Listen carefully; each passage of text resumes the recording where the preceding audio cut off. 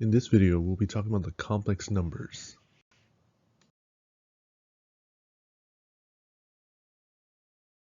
The standard form of the complex number is a plus bi. A and b are real numbers, where a is the real part and b is the imaginary part. And I is what's called the imaginary number or imaginary unit. I is equal to square root of -1, which in turn gives us I squared, which is -1.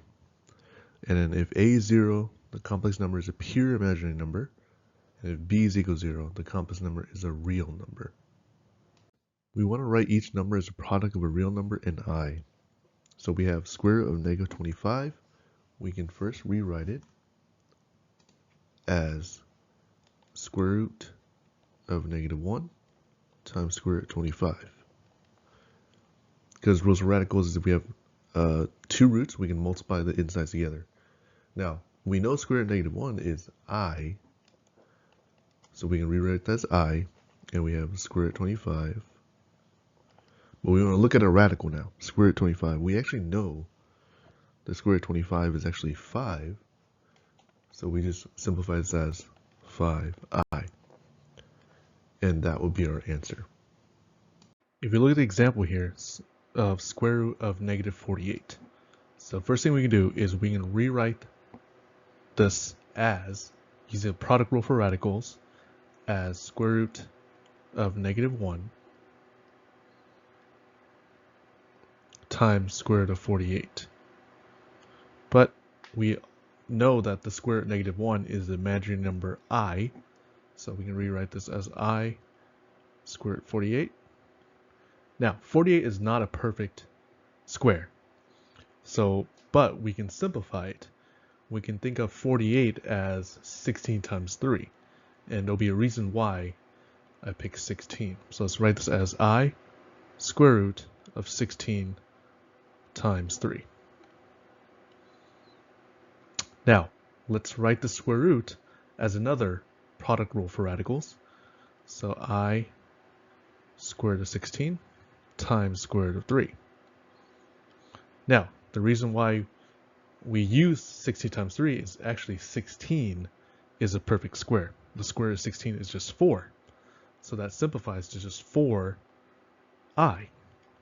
And then times the square root of 3. And we look on the inside of our square root. 3 is not a perfect square. It also can't be simplified any further, so we keep it under the root.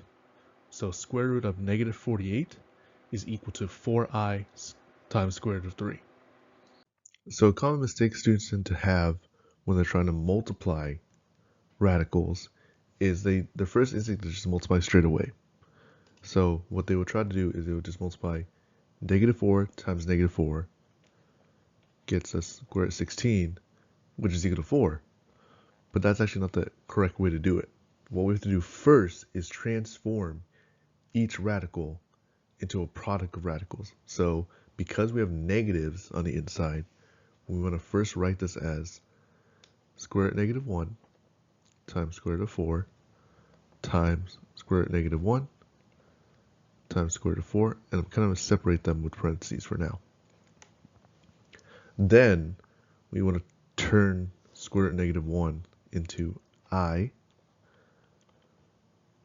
and then we have I, like so.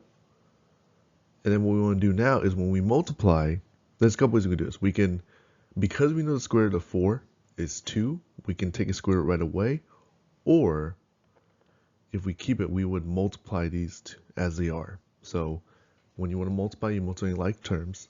So you want to multiply I times I first. That gives us I squared. And square root of 4 times square root of 4. That stays at square root of 16. Now we simplify this. We know that I squared is -1. And we know that square root of 16 is actually 4. So at the end of the day, we get just -1 times 4 gives us -4. So that would be our answer. When adding and subtracting complex numbers, all we need to do is add up their real parts and their imaginary parts separately.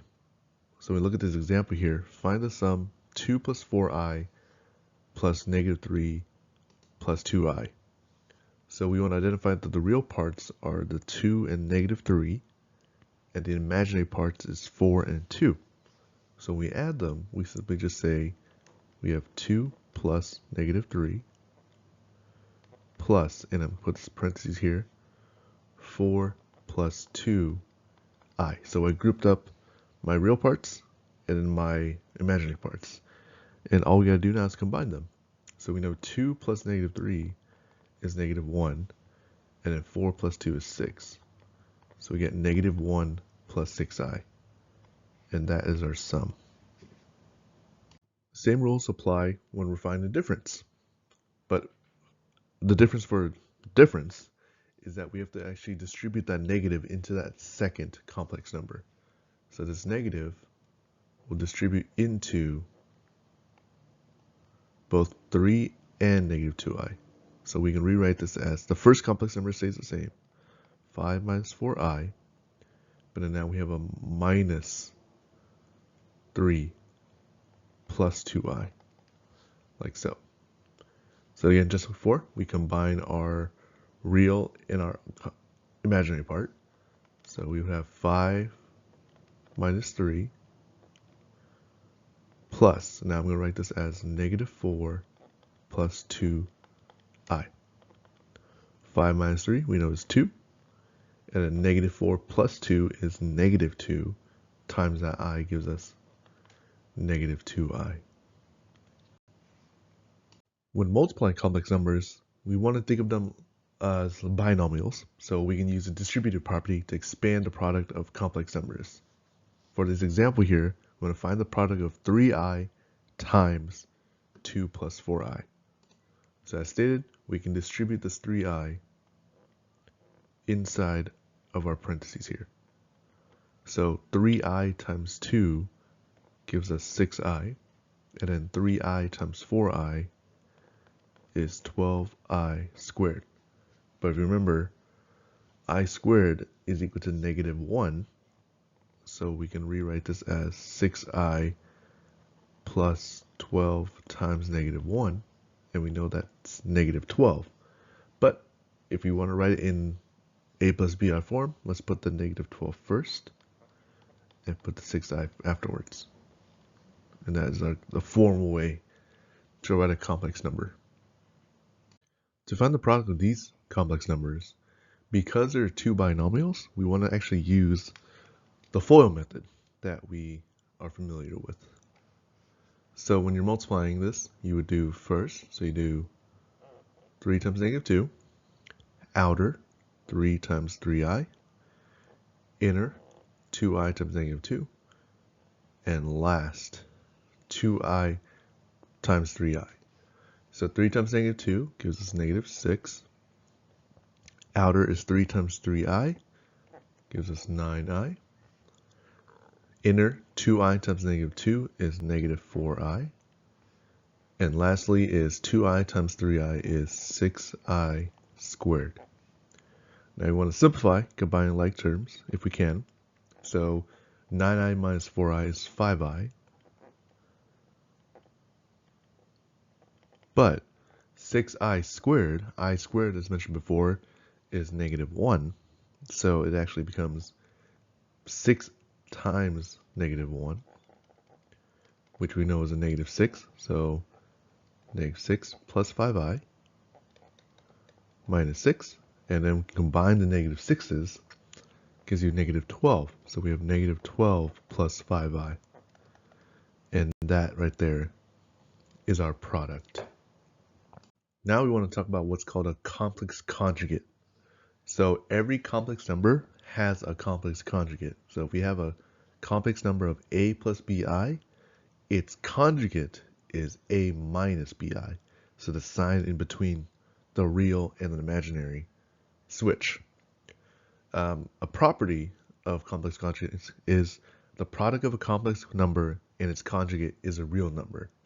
So we have a plus bi times a minus bi. That gives us a squared plus b squared.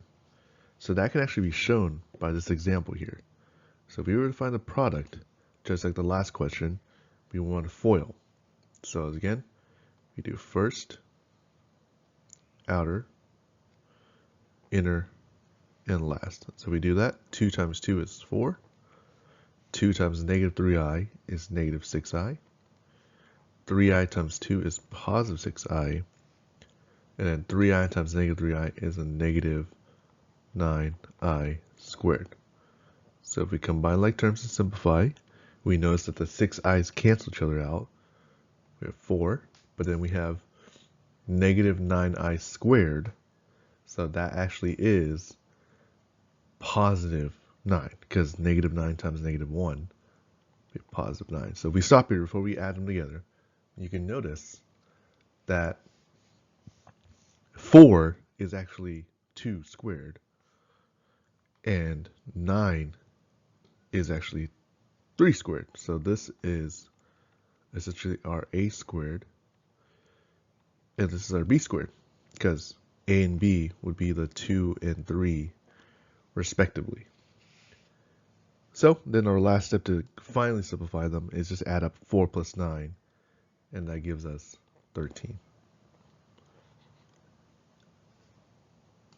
So when dividing complex numbers, what we want to do is we want to multiply both the numerator and denominator by the conjugate of the denominator. So if we look at this example here, 4 plus 2i divided by 3 minus 2i. So we'd multiply top and bottom by the conjugate of the bottom, which is 3 plus 2i. So we multiply top and bottom by 3 plus 2i. So I'm going to write this as 3 plus 2i times 4 plus 2i divided by 3 plus 2i times 3 minus 2i. So when we're multiplying this, we actually, again, we want to do the process of foiling. So we're going to FOIL the top and bottom separately. So if we FOIL the top, 3 times 4 gives us 12. 3 times 2i is 6i. So let me draw my arrows here. The next part is 2i times 4. That's 8i. And then we have 2i times 2i. That gives us 4i squared. So before we simplify, let's actually do the same thing to the bottom here. So when we FOIL, 3 times 3 is 9. 3 times negative 2i is negative 6i. 2i times 3 is positive 6i. And finally, 2i times negative 2i gives us negative 4i squared. So now if we simplify, so we can add up 6 and 8. That gives us 14. 12 plus 14i. We know that I squared is negative 1. So we would have 4 times negative 1, which is negative 4. Let's look at our bottom now. This negative 6i, positive 6i cancel out. And we have a 9 still. And again, negative 4 times I squared is negative 4 times negative 1 in reality, which is positive 4. So finally, we would have 12 minus 4 on top. That gives us 8 plus 14i. And then 9 plus 4 gives us 13. But we always want to write our answer in standard form. So we can't leave it like this. So what we do is we'd split this into 2 separate fractions. One where we have the real part and one we have the imaginary. So we'd write this as 8 over 13 plus 14 over 13i. And that is our answer of the quotient in standard form. When simplifying powers of I, what we want to do is we want to think about 4 possible outcomes. When I is equal to square root negative 1, I squared is equal to negative 1, I to the third is equal to negative I, and I to the fourth is equal to 1. Now, if we look at an example as A here, we have I raised to the power of 7. So using the rules of exponents, we can write I to the 7th as I to the 4th times I to the 3rd. Because rules of exponents, if we have multiplying, we're actually adding the exponents together, which gives us 4 plus 3 is 7. But we know I to the fourth gives us 1, and we know I to the third gives us negative I. So now we say 1 times negative I gives us negative I. But let's look at a more complicated power of I as b, I to the 23rd power. So what we can do with this is, if we're not sure how to split this, let's take the highest possible outcome of I that we know, which is I to the fourth is equal to 1. So we take the power of 4, or we take the power of 23, we divide that by 4. So let's do that. 23 divided by 4. So we ask ourselves, how many times can 4 go into 23? That would be 5 times. 5 times 4 is 20. So the remainder here is 3. So what we do now is we can say this can be written as I to the fourth raised to the fifth times I to the third. Because again, rules for exponents. When you raise a power to a power, you're actually multiplying. So 4 times 5 gives us 20 times I to the third. So when you add 20 plus 3, that gives you 23. So this is equivalent to I to the 23rd power. But we know, again, our outcomes here, we know I to the fourth is 1. So we rate the inside of the parentheses as 1 to the fifth power. And what do we know I to the third is? That's equal to negative 1, or negative I. So now 1 to the fifth power is just 1 times negative I, which tells you this is equal to just negative I. So that is how we simplify powers of I. So now when we look at this product, 2 minus 3i quantity squared, the first thing a lot of people tend to do is think they just square the 2 and the 3i separately. But that's not how we do it. So how you do it is 2 minus 3i squared is like saying 2 minus 3i times 2 minus 3i. So again, we have to FOIL to multiply this. So 2 times 2, FOIL, outer, inner, and last. So 2 times 2 gives us 4. 2 times negative 3, negative 6i. Negative 3 times 2 is negative 6i again.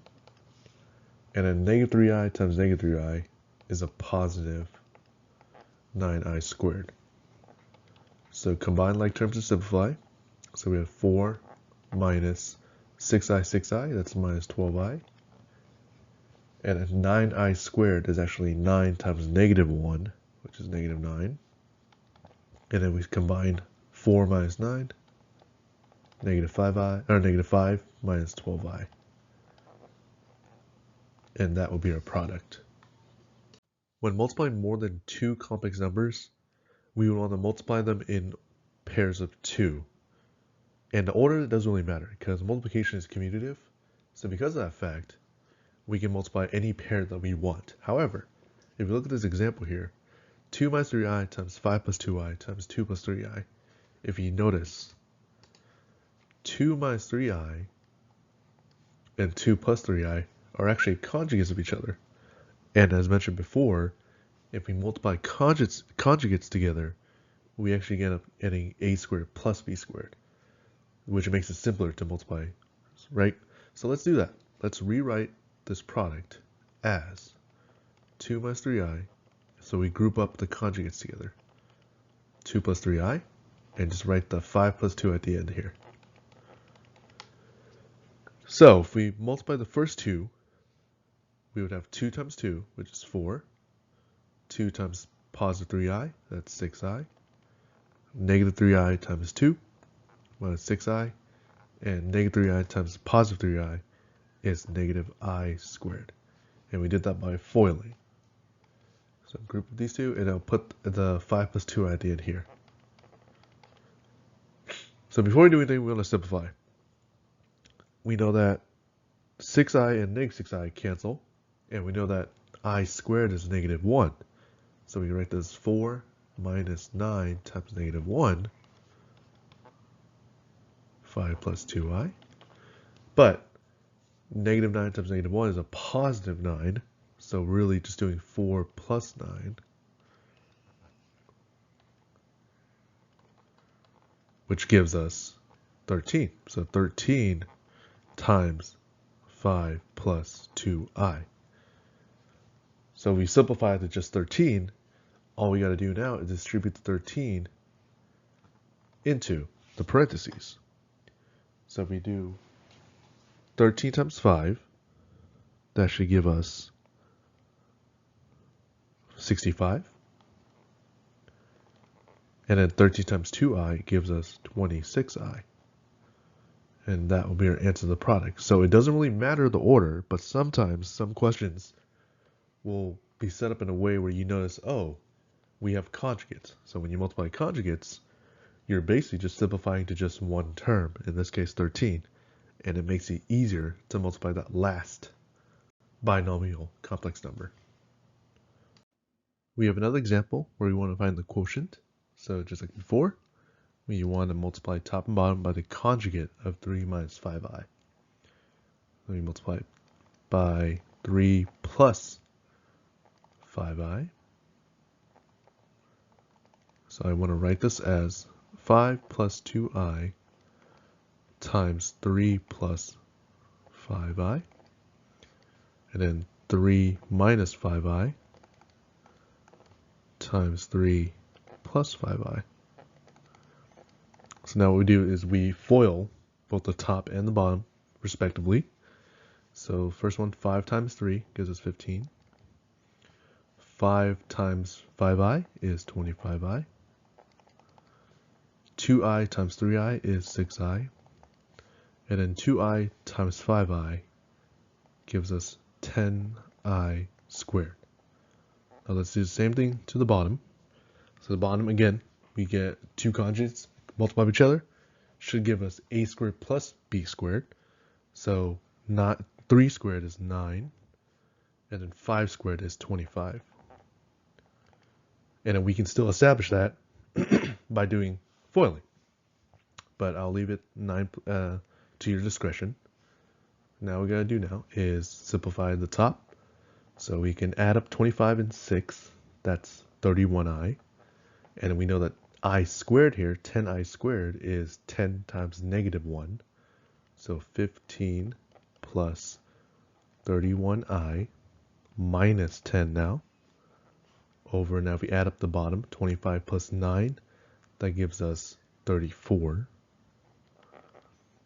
So then we can combine 15 minus 10, that's 5 plus 31i, all divided by 34. But we want to get this in standard form, so we would split our fraction into two separate fractions. One is 5 over 34 plus 31 over 34i. And that is our quotient in standard form. So we have another quotient, but this time on the bottom of our quotient we have 1 minus 5i times that I. So the first thing we want to do is distribute the I into the bottom.